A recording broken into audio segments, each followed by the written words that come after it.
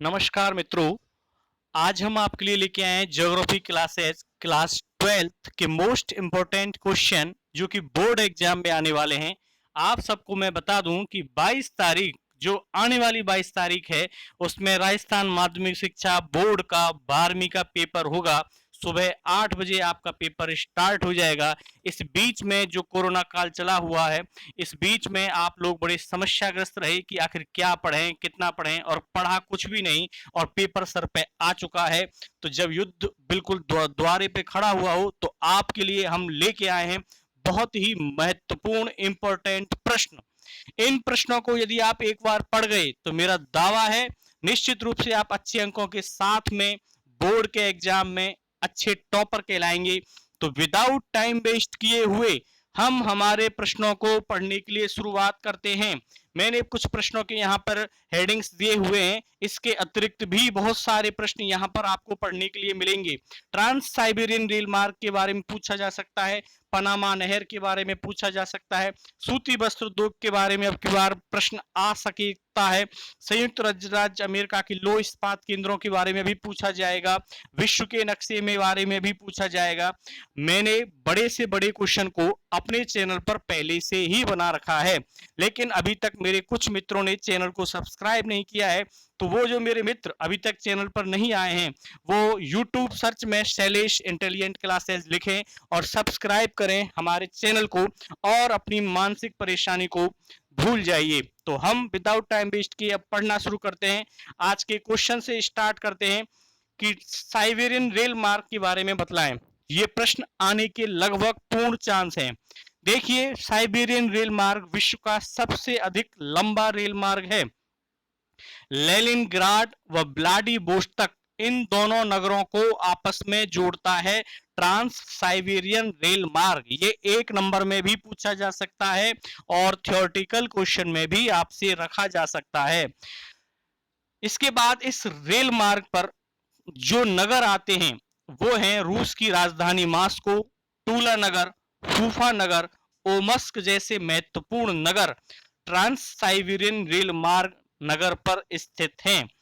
ओमस्क एक नगर है, ओमस्क एक जगह है जो कि ट्रांस साइबेरियन रेल मार्ग पर है। जो फेमस क्यों है?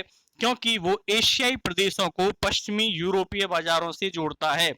इस रेल मार्ग पर यानी ट्रांस साइबेरियन रेल मार्ग पर चीता नामक एक महत्वपूर्ण कृषि केंद्र भी विद्यमान है।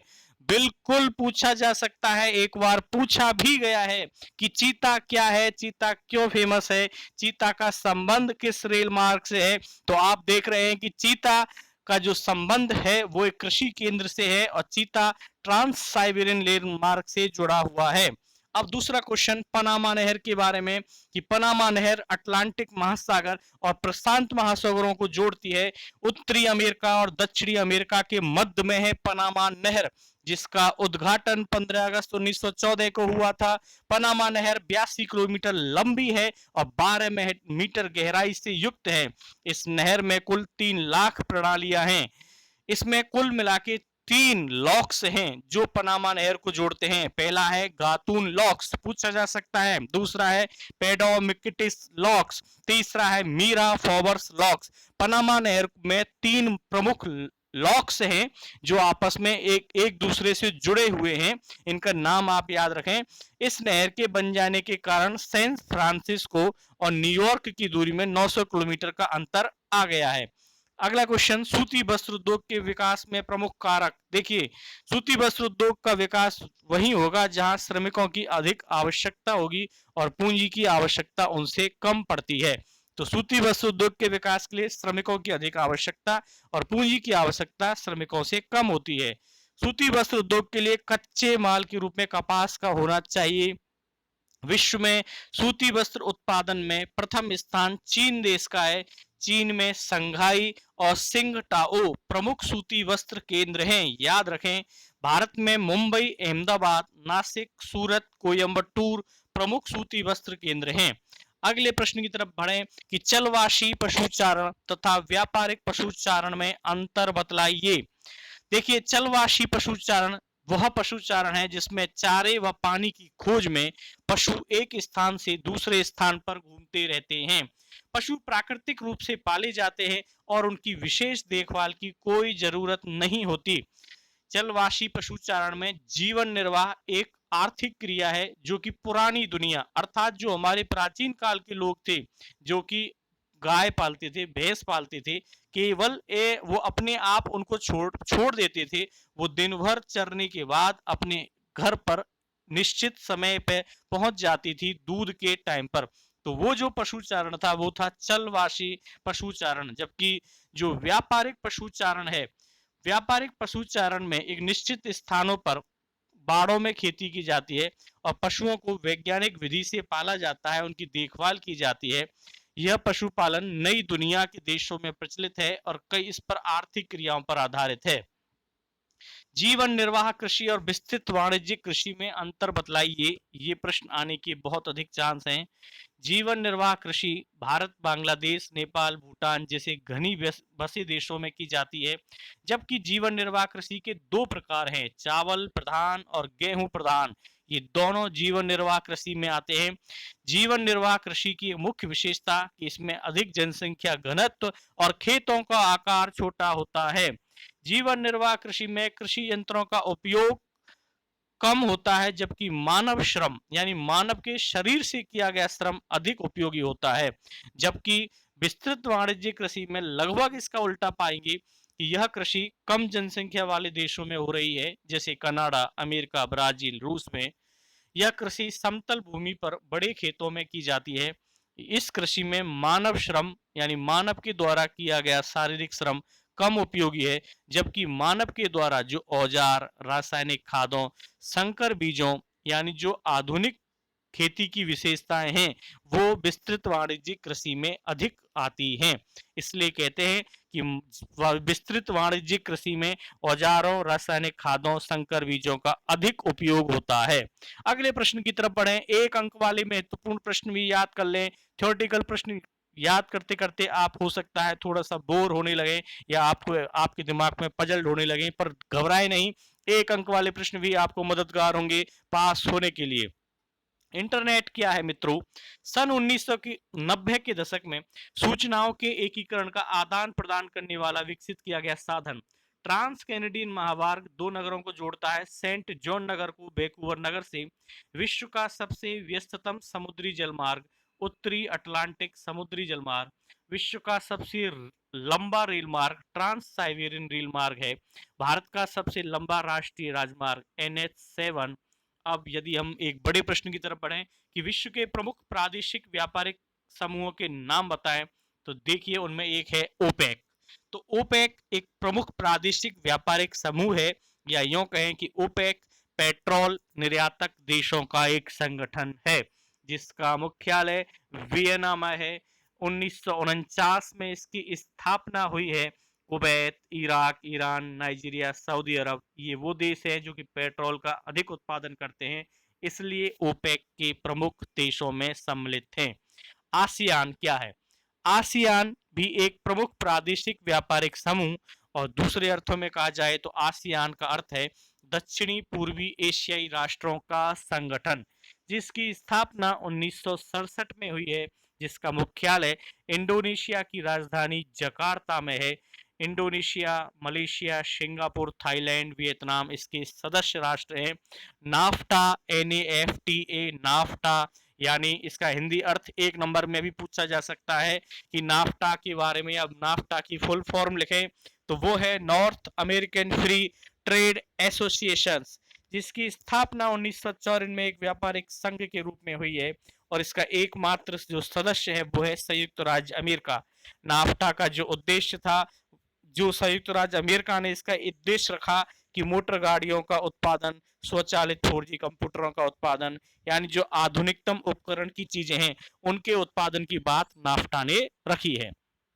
इसके बाद हम आपको बता दें कि चीन रेड अलर्ट क्या है। चीन रेड अलर्ट देखिए, 30 नवंबर 2015 को चीन में दूसरी बार गहरी धुंध में लिपट गया, जिसके कारण वहां के 23 शहरों का करीब 5,00,000 वर्ग किलोमीटर में जो फैले हुए 23 शहर हैं उनमें धुंध ही धुंध हो गई और वो पूरे शहर धुंध की गिरफ्त में कैद हो गए, जिसके कारण चीन को अपने औद्योगिक संयंत्रों के उत्पादन में भारी कटौती करनी पड़ी है, जिसे चीन का रेड अलर्ट कहते हैं। पूछा जा सकता है। घबराए नहीं, याद करते रहें, बार बार मेरी वीडियो को चलाते रहिए। आपके पास ये ना देखें कि आपके पास क्या है, आप ये देखें कि आपके पास क्या नहीं है। अंतरराष्ट्रीय पर्यावरणीय संस्थाओं के नाम लिखें दोस्तों, और उन संस्थाओं में आपके लिए 1 नंबर का प्रश्न भी आ सकता है, जैसे कि यूएनईपी। इसके पहले हेडिंग को देखें कि यूएनईपी आखिर क्या है। यूएनईपी संयुक्त राष्ट्रीय पर्यावरण कार्यक्रम है ये, जिसका मुख्यालय नैरोबी में रखा गया है। IUCN international union for conservation of nature and natural resource है, जिसका मुख्यालय मित्रों स्विट्जरलैंड में है। IUCN का फुल फॉर्म में दोबारा रिपीट कर दूं, पूछी जाती रही है, international union for conservation of nature and natural resources. अब की बार के पेपर में यूं मान लो कि रखी गई है, आपके सामने पेपर ही चल रहा है। देखते हैं कितने लोग समझ पाते हैं पेपर से पहले हुए खुलासे को। ट्रैफिक क्या है, ये भी पूछा जा सकता है कि ट्रैफिक क्या होता है। देखिए, ट्रैफिक भी एक अंतरराष्ट्रीय पर्यावरणीय संस्था है, जिसकी फुल फॉर्म कुछ इस प्रकार से है कि trade record analysis of flora and fauna. ये एक पादप और जंतुओं की अवैध व्यापार को नियंत्रण रखने वाली संस्था है, अंतरराष्ट्रीय पर्यावरण संस्था है ट्रैफिक। यदि इतनी फुल फॉर्म आपको 2 दिन के भीतर याद ना हो तो इतना तो याद रख लें कि ट्रैफिक क्या है, अंतरराष्ट्रीय पर्यावरण संस्था है जो पादप और जंतुओं के अवैध व्यापार पर नियंत्रण रखती है। वैसे फुल फॉर्म याद हो जाए तो पूरा नंबर आने के पूरे चांस रहेंगे। WWF यानी world wild fund for nature, जिसका मुख्यालय स्विट्जरलैंड के ग्लैंड में है। और प्रश्नों की तरफ देखें, एक बड़ा क्वेश्चन और सरल क्वेश्चन कि भारत में प्रजातीय संगठन पर लेख लिखें। ये 6 नंबर के क्वेश्चन में आप पूछा जा सकता है कि वैसे तो भारत में अनेक प्रजातियों का आवागमन होता रहा है, लेकिन भारत में एक नेतृत्व शास्त्री हुए हैं BS गुहा ने, जिन्होंने 1944 में भारतीय प्रजातियों का वर्गीकरण कुछ इस प्रकार से प्रस्तुत किया। तो पहली बात तो ये कि भारत में प्रजातियों का वर्गीकरण जो प्रस्तुत किया है सन 1944 में BS गुहा ने प्रस्तुत किया है, जिनके अनुसार निग्रिटो एक प्रजाति है। ये भारत की प्रथम मूल आदिवासी प्रजाति है, निग्रिटो, जो कि अफ्रीका से भारत में आए हैं। झारखंड में इस जनजाति का उदाहरण है निग्रिटो जनजाति का।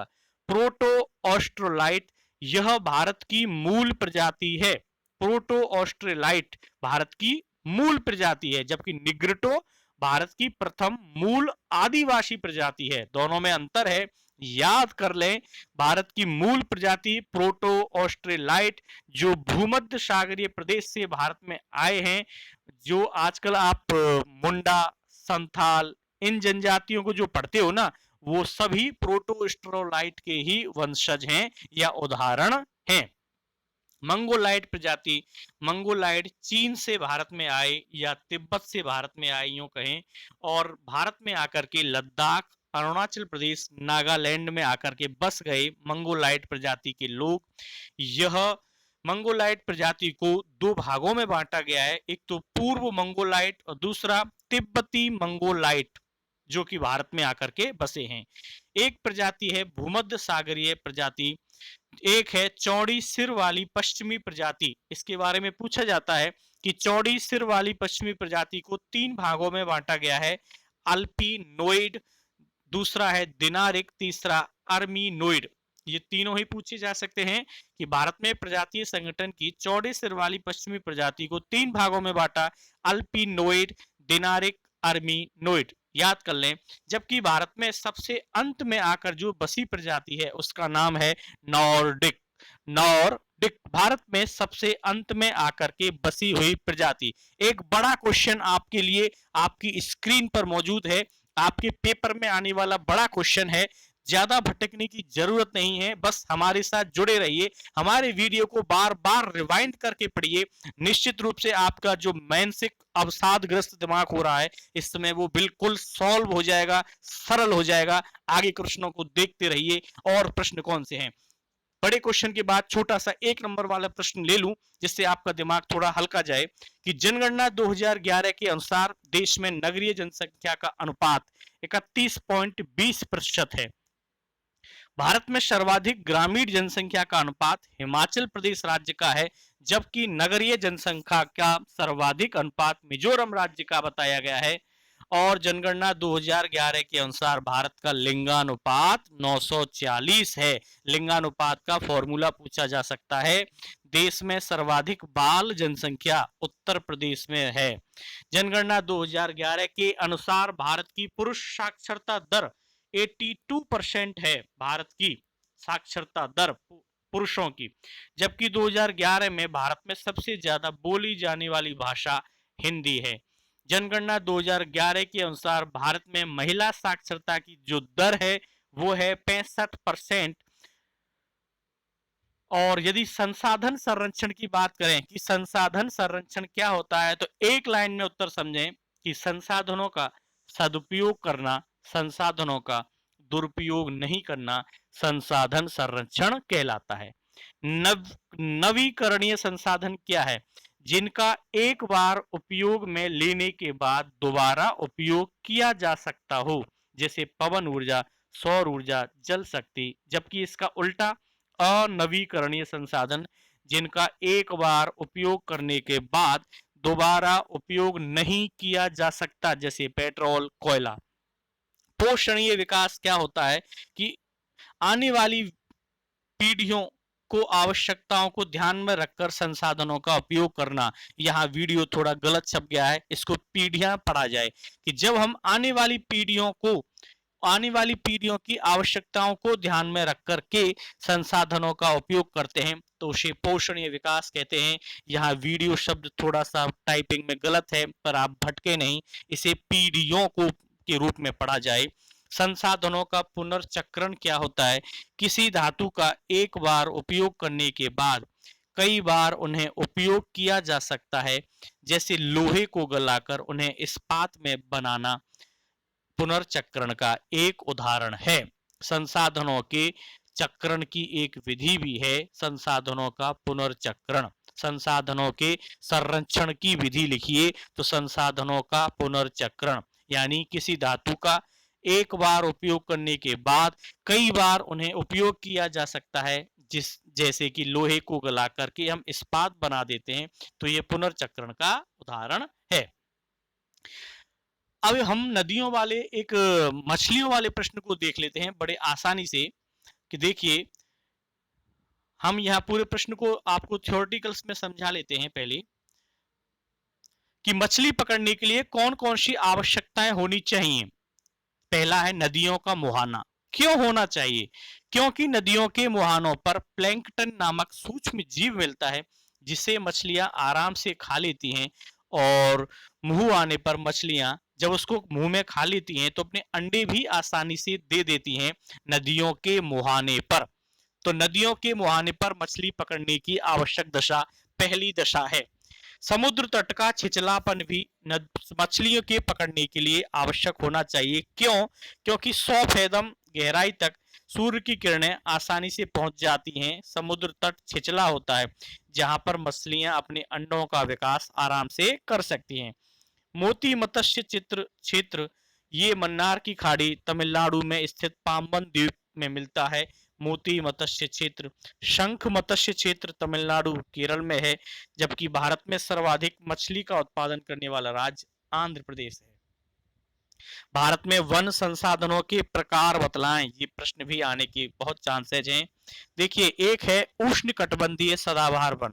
जब 200 सेंटीमीटर से अधिक वर्षा, तापमान 28 डिग्री सेल्सियस हो, जिन वनों में वृक्ष लंबे, लकड़ी कठोर हो, वो वन है उष्णकटिबंधीय सदाबहार वन, जैसे लोह काष्ठ, महागनी, रबड़, सिनकोना, बांस। ये प्रमुख क्षेत्र स्थल हैं आपके वन उष्णकटिबंधीय सदाबहार वनों के, और ये असम, मेघालय, हिमालय की तराई क्षेत्रों में पाए जाते हैं उष्णकटिबंधीय सदाबहार वन।